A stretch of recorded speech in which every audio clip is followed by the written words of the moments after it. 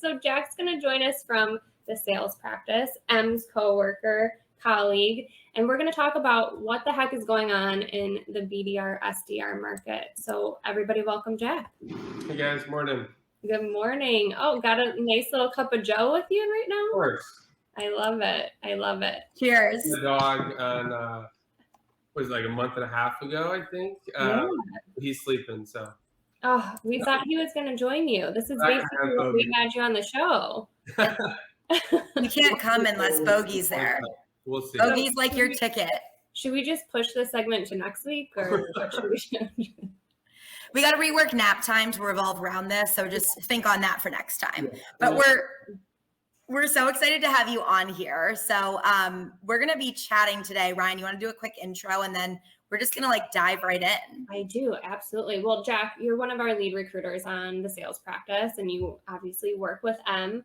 And you two have mentioned offline to me that like a lot's going on in the BDR SDR market, and we're starting to see that it's kind of getting tough to hire for those positions. Yeah. So for folks that maybe have no idea what BDR SDR even means, because I don't even know if I do, give us a little bit of insight. What are BDRs, SDRs? Define that for us. Yeah, so it's your business development representative or sales development representative, and really think about it as the top of the sales funnel, right? So it's really getting clients interested in the product that you're selling, and it's really establishing that initial relationship and showing value in your solution or your company. And then it's really having a quick discovery call. So, 10, 15 minutes with the potential client or prospect to really get them interested. And then handing that off to a senior sales executive to take the deal from, kind of that initial stage through close. So it's really, the face of the company. That's your first interaction with, someone at your organization to really, attain that interest and get them on the hook. Love it. Yeah. It seems like a pretty important role. It definitely is. And if you have more questions about like what the role is, Jack and I did another Talent Insights about like sales vocab and definition. So we dive a lot deeper there. Like he said, it's top of funnel, first interaction. I think, when a lot of people think of sales, they think of like cold calling. That a lot of the time will fall under the BDRs and the SDRs who are doing that initial kind of like cold outreach. Perfect. So now we know what the heck BDRs and SDRs even do, but what are some of the challenges that you're seeing across hiring for these skill sets? Great question. We've seen this, Emily, we're on client calls all day long, and it's been probably the biggest challenge across the board with our clients, and the biggest challenge for us in finding good talent, because if you think about, it's a lot of folks that are coming right from school, right? They're transitioning into a software sales industry, and it's not an easy job, right? They're in it for a year, 2 years, and they want to move into that next role. So it's tough to hire folks that have that experience because they're already established at their organization and they want to move into a closing role. They want to move into an account executive or an account management role where they're taking on more of that business responsibility. They're closing deals, they're establishing and maintaining those relationships. So just finding folks with experience that want to move into that role is the biggest challenge. Yeah, I think that, when you're talking about like when we've been chatting with clients, like a lot of the times when clients are open to entry-level talent, I'd say great. I know you and Matt Tokar has talked about this, is being open to entry-level talent, being open to career pivoters, because what we're seeing a lot of right now is clients wanting BDRs and SDRs with a year or two of experience.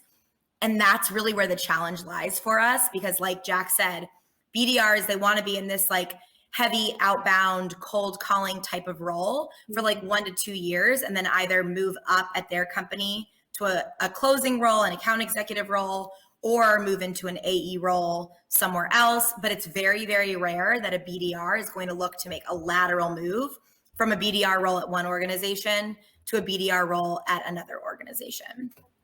Makes a ton of sense.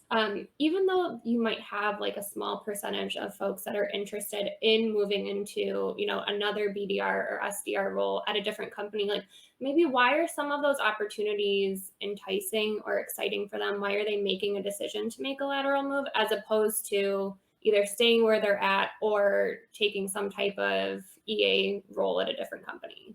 Sure. I mean, I think the biggest thing right now is just some companies are offering 100% remote, while some companies are requiring 5 days in the office, and they want that flexibility. Is number one, and then it's just industry innovation. If you're doing something that's really cutting edge and you want to get into that technology or industry, I think is number two. And then I think number three is just career advancement. If they can go into a role and they know that within 6 months they can move into that next role, whether it be leadership, moving into kind of that full cycle role, just career advancement would probably be number three. Yeah, and I'd add number 4 would be, I don't know if you mentioned this, but compensation. Mm-hmm. Straight up sometimes, a lot of I'd say the market's dictating right now around like 40 to 45 in a base, 65 to 70-ish all in. Jack, would you agree with that? Yeah. And so some companies, if they can offer BDRs and SDRs a lot more in terms of compensation, then I'd say that that's something that that somebody might make a more of a lateral move for in terms of title, but getting that bump in compensation. Yeah, and it is it's such a small, difference, that 5 to 10,000, but it's more so that investment in your employees, right? If you're willing to pay a little extra, you're going to get the best talent, and you're going to be thankful that you did. Great point.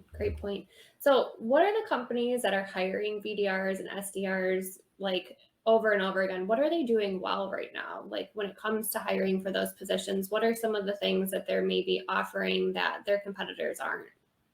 Yeah, I think right off the bat, it's the training and the investment in that first 60 to 90 days is crucial, because a lot of folks come in with limited experience and they want to feel that they're invested in. They want to feel that they're becoming a product expert in that first couple months, right? So I think the first 60 to 90 plus days is huge. And the companies that we've seen be most successful are taking a huge investment, whether it be onboarding, whether it be shadowing with more tenured folks. That would be probably one of the biggest things. Yeah, I would agree completely. And then I would also say just being very clear about path for advancement. I know Jack mentioned the advancement before, but and it's walking the walk also, because entry-level folks can see when you're hiring every single higher level role from the outside. Mm-hmm. Right.